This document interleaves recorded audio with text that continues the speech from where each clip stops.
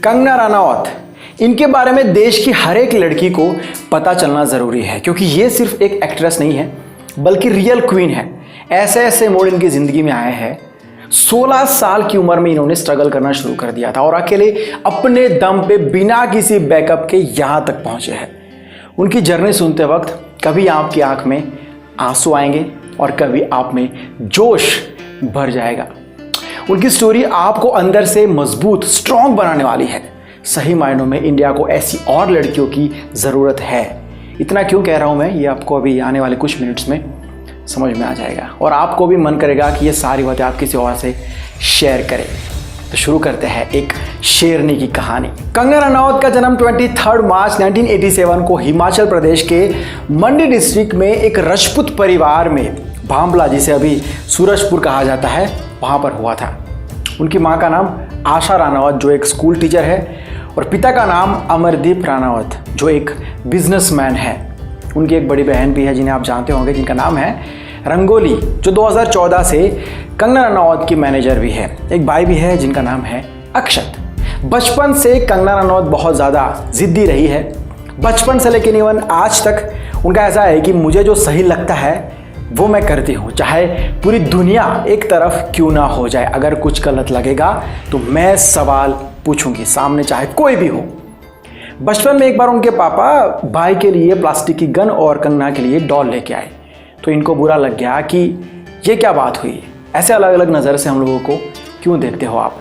जब उनके घर का रिनोवेशन हो रहा था एक बार, तो उनके भाई के लिए एक अलग से कमरा बनाया गया सेपरेट, लेकिन बहनों के लिए कोई कमरा नहीं बनाया गया। तो कंगना ने पूछा कि ऐसा क्यों है, तो हर माँ बाप की तरह उनके माँ बाप ने भी जवाब दिया कि बेटा आप लड़की हो, आपका घर कहीं और होने वाला है, तुम्हारा ससुराल ही तुम्हारा घर होगा फ्यूचर में, इसलिए कहते हैं कि अच्छी पढ़ाई करो तो अच्छा पति मिलेगा, अच्छा घर मिलेगा। तो ये सब बातें सुन के कंगना को तब भी बहुत गुस्सा आता था, इवन आज भी बहुत गुस्सा आता है। वो कहता है कि हम भी घर के मेंबर हैं, हम लड़कियां हुई तो क्या हुआ, जब शादी होगी तब होगी, और जब तक नहीं होती तब तक ऐसी बातें मत करो। आप सोचो अगर एक छोटी सी बच्ची ऐसे बड़े बड़े सवाल अपने घर में उठा सकती है, तो फिर आज की कंगना तो इतनी पावरफुल है, सक्सेसफुल भी है, वो कैसे चुप रह सकती है, चाहे वो खुद की अपनी बात हो या फिर सुशांत सिंह राजपूत की बात हो। इनका तो यही है कि कुछ गलत लगेगा तो मैं दहाड़ूंगी, सामने 1000 शेर क्यों ना खड़े हो, उनको सुनना ही पड़ेगा। कंगना रनौत ने चंडीगढ़ के डीएवी स्कूल से पढ़ाई की है और उन्होंने साइंस स्ट्रीम चूज़ की थी क्योंकि घर वाले चाहते थे उनके कि कंगना एक डॉक्टर बने, और कंगना ने खुद भी बहुत कोशिश की इसके लिए, लेकिन वो फेल हुए। प्री मेडिकल की प्रिपरेशन भी की एग्ज़ाम की, लेकिन वहाँ पर भी कुछ बात नहीं बनी। तो उनको बहुत ही बुरा लगा कि मैं फेलियर नहीं हूँ, मेरी लाइफ ख़त्म नहीं हुई है, अभी कुछ ऐसा करके दिखाऊंगी एक दिन कि पूरी दुनिया मुझे सलाम करेगी। कैसे करेंगे, क्या करेंगे, कुछ पता नहीं था। तो वो 16 साल की उम्र में घर छोड़ के दिल्ली आ गए। अच्छे लुक के चलते उनको मॉडलिंग में काम मिलना शुरू हो गया, लेकिन कंगना को ये काम अच्छा नहीं लग रहा था क्योंकि यहाँ पर एक ही काम करना था, क्रिएटिविटी नहीं थी। उन्हें कुछ ऐसा करना था जिसमें ग्रोथ हो, रोज़ नया टास्क हो, क्रिएटिविटी हो। तो उन्होंने एक्टिंग की तरफ नज़र की और अस्मिता थिएटर ग्रुप को ज्वाइन किया, जहाँ उन्होंने एक्टिंग के हर पहलू को सीखा। वहाँ उनके जो गुरु थे अरविंद गौर जी, उन्होंने कंगना रनौत से कहा कि आप मुंबई जाओ क्योंकि आप बहुत ही यंग हो और तुम्हें फिल्मों में ट्राई करना चाहिए, पैसा ज़्यादा मिलता है वहाँ पर, अच्छा मिलता है। हम इतने साल से थिएटर कर रहे हैं लेकिन कभी कभी आज भी फाइनेंशियल इश्यूज़ को फेस करना पड़ता है हमको। तो उनके कहने से कंगना रनौत मुंबई आ गए और यहाँ आने के बाद हर स्ट्रगलर की तरह उन्होंने भी ऑडिशंस देना शुरू किया, मीटिंग्स करना शुरू किया। 4 महीने का एक्टिंग कोर्स उन्होंने ज्वाइन किया आशा चंद्रास ड्रामा स्कूल से। लेकिन मुंबई का स्ट्रगल हर तरीके से परीक्षा ले लेता है सबकी। अब जोश जोश में घर से भाग के तो आ गए थे, लेकिन शुरुआत के दिनों में जब काम नहीं था, पैसा भी खत्म हो रहा था, तब कंगना रनौत ने कई दिन सिर्फ ब्रेड और अचार खा के भी निकाले हैं। काफ़ी ऑडिशंस और स्ट्रगल के बाद 2004 में उनका नाम पहली फिल्म लव यू बॉस के लिए अनाउंस कर दिया गया था। लेकिन 1 साल के बाद उनका एजेंट उन्हें महेश भट्ट की ऑफिस लेके गया, जहां वो अनुराग बासु से मिली और उनकी फिल्म गैंगस्टर के लीड रोल के लिए उन्होंने ऑडिशन दिया था। परफॉर्मेंस उनका सुपर्ब था, लेकिन भट्ट साहब ने कहा कि कंगना इस रोल के लिए बहुत छोटी है, फिट नहीं है इस कैरेक्टर के लिए। तो उसके बाद वो रोल चित्रांगदा सिंह को ऑफर किया गया, लेकिन चित्रांगदा सिंह के पास उस टाइम पे डेट्स नहीं थे इस रोल के लिए, इस फिल्म के लिए, तो फाइनली वो रोल मिल गया कंगना रनावत को। तो ऐसे उनकी पहली फिल्म बनी गैंगस्टर। लेकिन जब ये सब हो रहा था तब के उनके नेगेटिव एक्सपीरियंसेस जो कई बार उन्होंने अपने इंटरव्यूज़ में बताए हैं, जो आपको डरा देंगे और कुछ बड़ी बातें सिखा देंगे जो आपको अपनी लाइफ में बहुत काम आएगी। तो सुनो। जब वो आशा चंद्रा जी के हॉस्टल में रहती थी एक और लड़की के साथ, उनकी दोस्त के साथ, तब एक शख्स उनको मिला जिनका इंडस्ट्री में बहुत ही बड़ा नाम था। अब किसी भी स्ट्रगलर को कोई ऐसे बड़ा आदमी मिलेगा तो उसे उम्मीद बंध जाती है कि ये कुछ काम दिलाएंगे मुझे, हो सकता है। कंगना और उनकी फ्रेंड ने उस भाई साहब को कहा कि आप हमको एक अपार्टमेंट रेंट पे दिला दीजिए। तो उन्होंने अपार्टमेंट तो दिला दिया ढूंढ के, लेकिन कंगना की दोस्त को वहाँ पर नहीं आने दिया और कंगना को हाउस अरेस्ट पे रख दिया। तो कंगना उस आदमी से बहुत तंग आकर उनके घर पर चली गई और उनकी बीवी से कहा कि आपके हस्बैंड मुझे तंग कर रहे हैं। मैंने अच्छा समझ के उनके ऊपर भरोसा किया था। तो उनकी बीवी ने कहा कि देखो बेटा, जब वो घर पर नहीं रहते हैं तो हम लोग शांति से रह पाते हैं, तो मैं आपकी कोई मदद नहीं कर पाऊँगी। उनकी बेटी भी कंगना से सिर्फ 1 साल बड़ी है। तो कंगना ने फिर पुलिस के पास जाने का फैसला किया। तो उस इंसान ने डराना शुरू कर दिया कंगना को कि अगर तुमने ऐसा कोई कदम उठाया तो तुम्हारा करियर शुरू होने से पहले ही पूरा हो जाएगा। एक बार तो ऐसा हुआ कि कंगना घर के अंदर थी और उस भाई साहब ने घर की एक डुप्लीकेट चाबी बना के अपने पास रखी थी। तो जैसे कंगना को ये पता चला कि वो दरवाज़ा खोल रहे हैं तो उन्होंने डर के खिड़की के बाहर छलांग लगा दी और नंगे पाँव भागे।